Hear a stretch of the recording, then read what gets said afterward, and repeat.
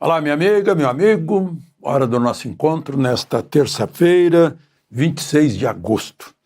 Em 1978, eu havia ido à Alemanha para cobrir uma visita do presidente Geisel pelo Jornal do Brasil, e na volta passei em Roma e fui à Praça de São Pedro e vi o Papa João Paulo I, que havia assumido no dia 26 de agosto. Depois disso, ele viveu 33 dias. Foi um Papa muito breve.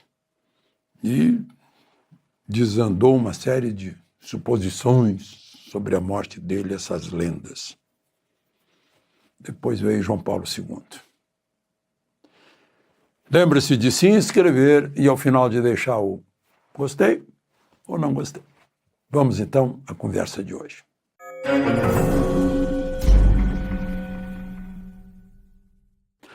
Primeiro assunto de hoje é agora Polícia Penal Federal para impedir que Bolsonaro fuja da casa dele. Parece piada, mas não é. O Lindbergh Farias pediu. Foi lá, o Procurador-Geral da República, Paulo Gonet, achou que devia, sim, e o ministro Moraes mandou. Polícia Penal, que opera no Presídio Federal de Segurança Máxima de Brasília, onde está o Marcola. Dino trouxe Marcola lá de Porto Velho para Brasília para ter mais segurança. Bolsonaro mora num condomínio, numa região chamada geralmente de Jardim Botânico. O condomínio já tem as regras de segurança, mas agora pode estar a paisano ou fardado, com as devidas armas, tá tudo detalhado. A Polícia Penal, pelo jeito, vai estar lá no condomínio, infiltrada no condomínio, para evitar a fuga de Bolsonaro. Ele podia ter ficado nos Estados Unidos, quando evitou entregar a faixa para Lula. Podia ter saído a hora que quisesse. Aí apareceu lá uma minuta de pedido de asilo. Pedir asilo não é crime. Todo mundo tem direito de pedir asilo, né? Tanto que o governo brasileiro dá asilo também para perseguidos políticos, né? Como já deu, e muitos. Deu até para perseguidos pela polícia criminal, né? Para gente que matou um monte de gente lá na Itália, como o Battisti. Mas, enfim, não sei se não vai enfraquecer a guarda do Marcola. Imagina se dá uma fuga do Marcola no momento desse. A responsabilidade, né?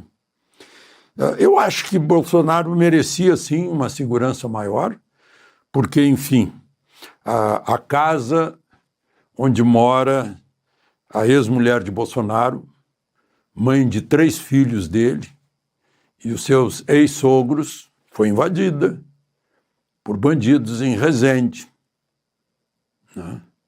Bolsonaro foi atacado ninguém sabe, estimulado por quem, né? Pelo o Adélio Bispo, que tentou matá-lo. Então, a vida dele também está sob perigo, risco, né? Mas, bom, segundo assunto, o ministro Flávio Dino, a pedido do deputado do PL lá de Mato Grosso do Sul, Marcos Polon, deu 10 dias para um presidente de poder. Flávio Dino não é presidente de poder. Deu 10 dias para o presidente da Câmara, Hugo Mota, explicar por que a urgência, como foi a aprovação do que estão chamando agora de o ECA digital, que é aquele projeto de lei que o editorial do Estadão diz que foi aprovado às correrias, às pressas, de modo irresponsável, com a tentativa de Mota de desviar para encaixar censura lá dentro. Projeto de lei que agora está no Senado, está nas mãos do Senado por os devidos pingos nos is. Né? Foi apressado, foi populista, como diz o editorial do Estadão. Né? Mas um presidente de poder vai ter que explicar para o ministro do Supremo, um presidente de poder que teve votos dos seus eleitores e voto do seu poder, da sua Câmara de Deputados. Vai ter que explicar como foi que ele fez a tramitação de urgência e aprovação em votação simbólica, que significa que as lideranças estão ali, mas se manifestam e vai por isso mesmo. Tem um mérito, sim, mas tem essa coisa estranha, né? Dos poderes independentes, que tem que ser harmônicos e que tem que ter pesos e contrapesos. O Senado é peso zero, né? O Senado é peso zero, com os presidentes que tem, que seguram qualquer tentativa de correção do outro poder, como está na Constituição. É um poder que tem o Senado. Se alguém não está cumprindo o juramento de defender, guardar e cumprir a Constituição, e se é guarda da Constituição, como estabelece a própria Constituição, isso até é uma agravante. Não? Mas, enfim, esse é o caso. Né? Agora, uma pergunta sobre esses últimos 40 anos.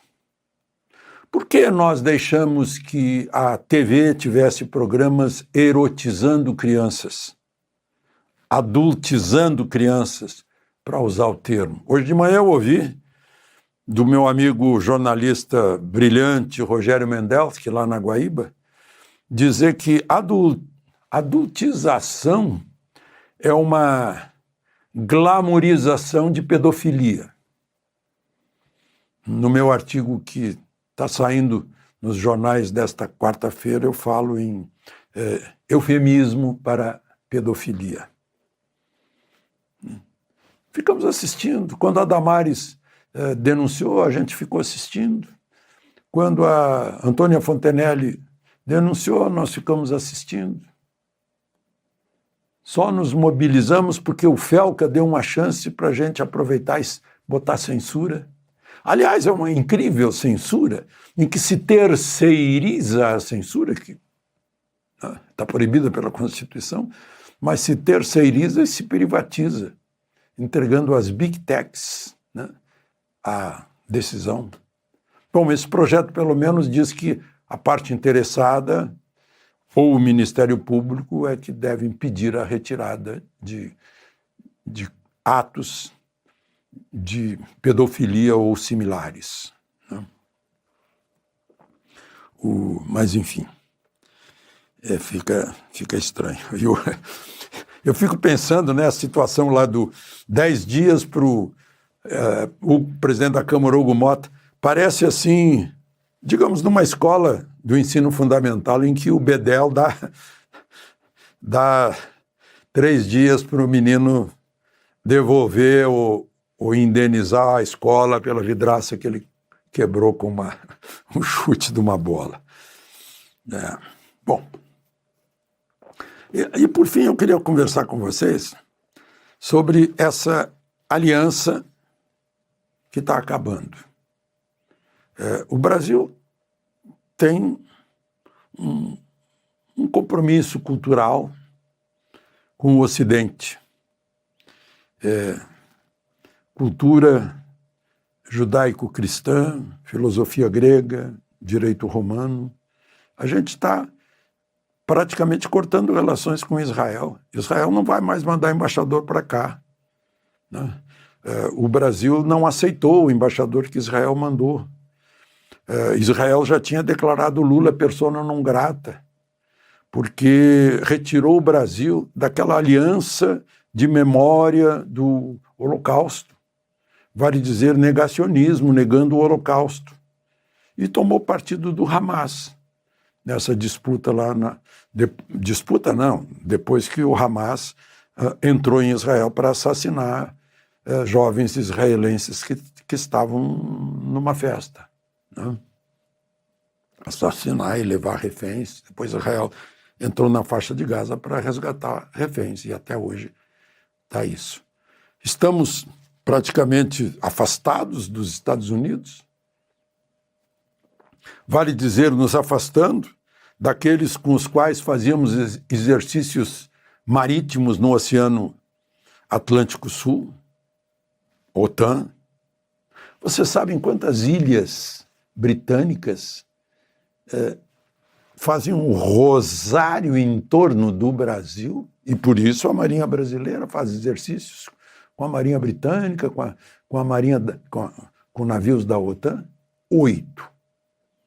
Ascensão, Santa Helena, Falklands, Geórgias do Sul, Sandwich do Sul, Tristão da Cunha, eu estou esquecendo mais 2, Gonçalo Álvares, Órcadas do Sul. Tudo isso é ilha britânica, no nosso Atlântico Sul, que tem forças da OTAN, que vão, de certa forma, nos garantir contra a pirataria do nosso petróleo na plataforma também, graças a essa aliança. Agora mesmo romperam, foi suspenso um exercício combinado, a Operação Formosa. Eu mostrei aqui o avião indo embora de Brasília. E aí, gente, me dá uma pena, num momento desse. Aparece Lula numa reunião ministerial como foi hoje, todo mundo de chapeuzinho azul, com o seguinte lema, parece que foi escrito pelo conselheiro Acácio: o Brasil é dos brasileiros. O Brasil é dos brasileiros. Imitando Maduro, com aquela milícia que Maduro botou na rua agora. Meu Deus do céu, um exército de Brancaleone. E a gente copia isso numa reunião ministerial de chapeuzinho azul. Os chapeuzinhos azuis de Lula e os chapéus dos Brancaleone da Maduro. Meu Deus. A escolinha do professor Raimundo era menos risível. De Brasília, Alexandre Garcia.